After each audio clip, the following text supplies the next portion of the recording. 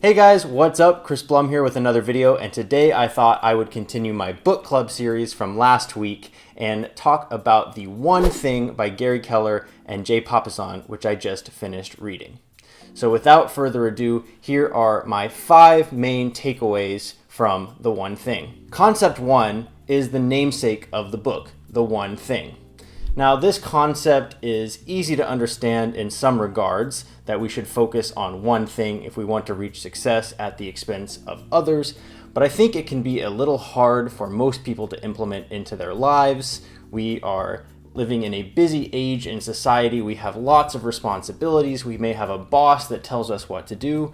So what really stuck with me was not just finding one thing, but the way that the authors delivered this way of thinking about the one thing. The theme of The One Thing is Dominos.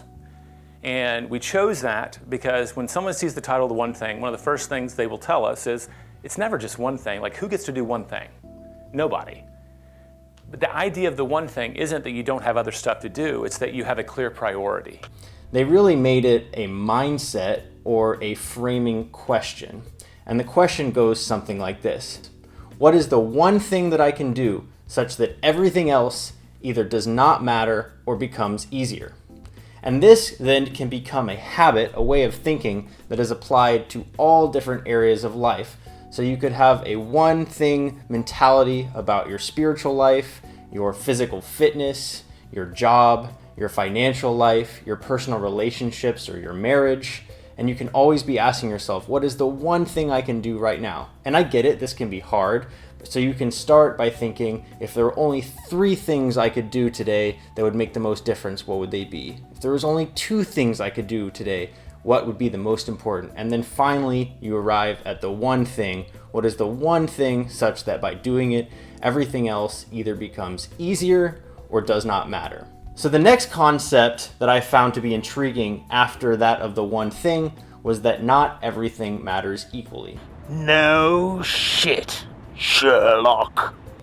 Now, I think we all intrinsically realize there's some truth to this, but it can be hard to ignore all the different to-do items that we give ourselves within the day. I'm certainly guilty of this. I'll wake up in the morning and make a to-do list that's 20 items long of all the things that I want to get done today, and there's a sense of accomplishment of checking those items off the list one by one. And at the end of the day, you look at the page and there's a bunch of check marks and you feel accomplished. But what the authors say in the book is that productivity is not measured by activity, and it doesn't simply mean get as much things done as we can. It's about focusing in and accomplishing the few things that are really going to make a difference. And I think what stuck out to me the most was the idea of embracing chaos. This means that when we choose to focus in on a few different things or even one thing during the day, there are going to be other items that pile up. Our desk might get busy, our email box might get full, and I'm typically the kind of person that gets stressed out by that and feels like I need to respond to everyone right away, or I need to keep going down my checklist. And so really thinking about this concept of embracing chaos has allowed me to focus in on the few things that I really want to get done in the day, do them first, focus on them first, and then I can catch back up on responding to everyone else and getting the to-do list items done. So concept number 2 is that not everything matters equally. And the other concept they bring up in this section is the Pareto theory, or the fact that for most people, 80% of the results comes from 20% of the actions that they take. So I did mention focusing on my one thing early, and that is the third concept that I took from the book, which is to time block your day and put yourself first.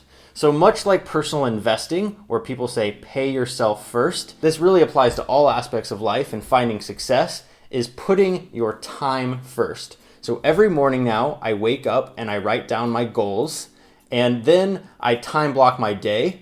And the authors of the book recommend dedicating the first 4 hours of your day to your one thing, to the items that you feel really are going to make a difference. And then once that 4-hour block is done, then you can focus on responding to everyone else.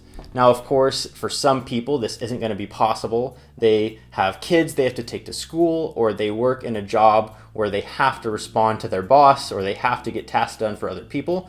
But this can mean getting creative, and it can mean getting up earlier, which is where The Morning Miracle comes in. That's another book that I'll be documenting on this series.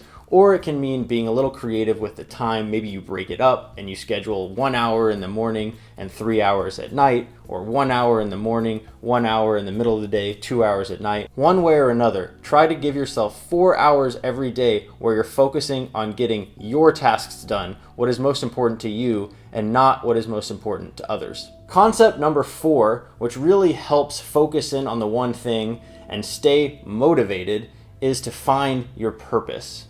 And to find your purpose, the authors recommend setting your forever goal or your someday goal, and then using the focusing question to work backwards. Once you have your someday goal, the focusing question becomes, what is the one thing that I need to accomplish in 10 years such that I'll reach my someday goal?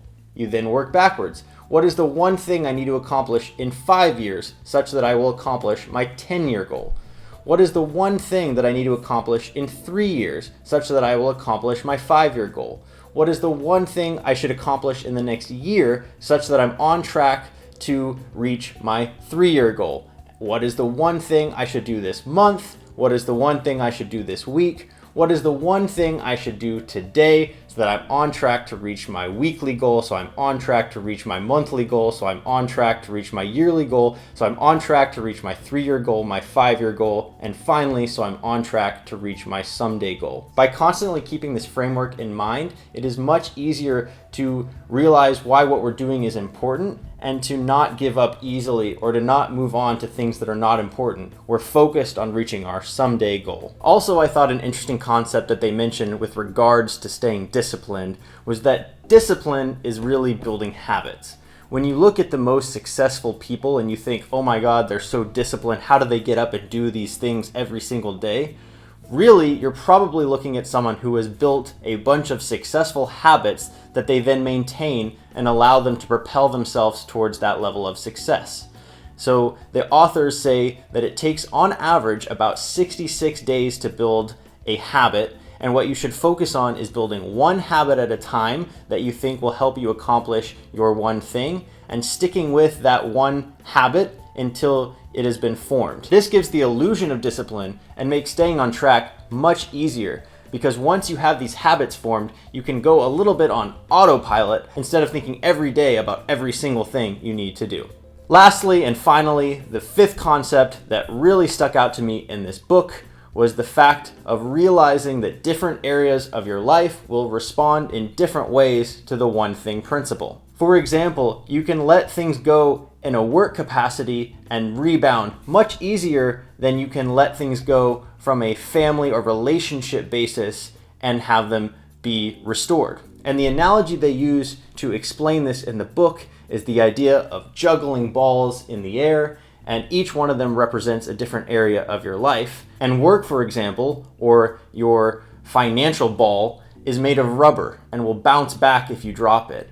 But your family ball or your relationship ball is made of glass, and it may be irreversibly nicked or even shattered if you do not remember to constantly check in and make sure that you are not ignoring that part of your life for too long. So yes, the one thing does require that you focus at the task at hand at the expense of everything else, but you have to remember to check in on certain areas of your life much more frequently than others, or you may lose them forever.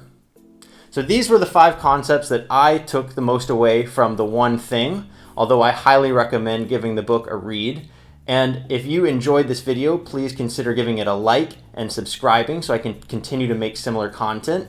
And check out my blog post on the same topic, which goes into much more detail on all of the concepts above.